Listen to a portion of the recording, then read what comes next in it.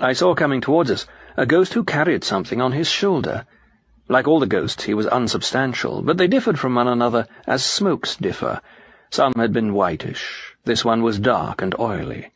What sat on his shoulder was a little red lizard, and it was twitching its tail like a whip and whispering things in his ear. As we caught sight of him, he turned his head to the reptile with a snarl of impatience. "Shut up, I tell you," he said. It wagged its tail and continued to whisper to him. He ceased snarling and presently began to smile. Then he turned and started to limp westward, away from the mountains. "Off so soon?" said a voice. The speaker was more or less human in shape, but larger than a man, and so bright that I could hardly look at him.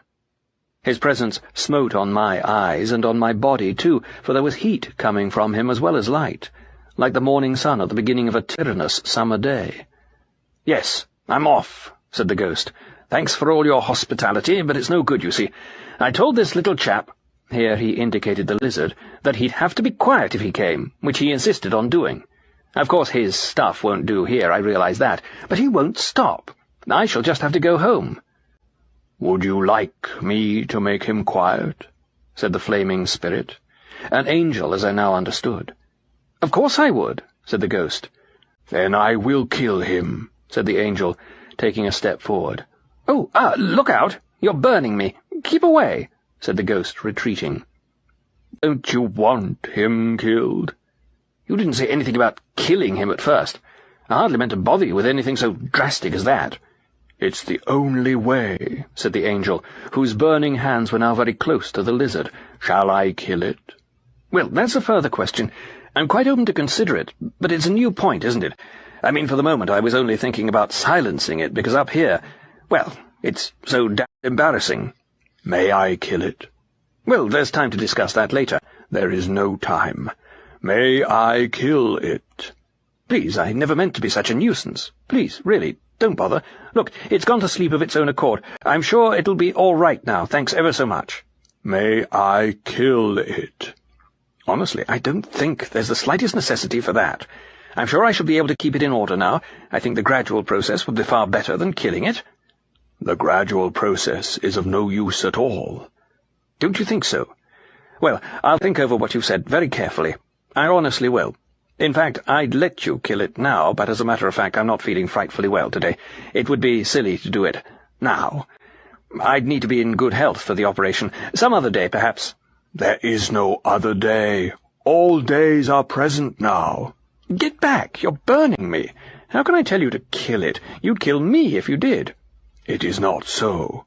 "Why, you're hurting me now." "I never said it wouldn't hurt you. I said it wouldn't kill you." "Oh, I know. You think I'm a coward. But it isn't that. Really it isn't.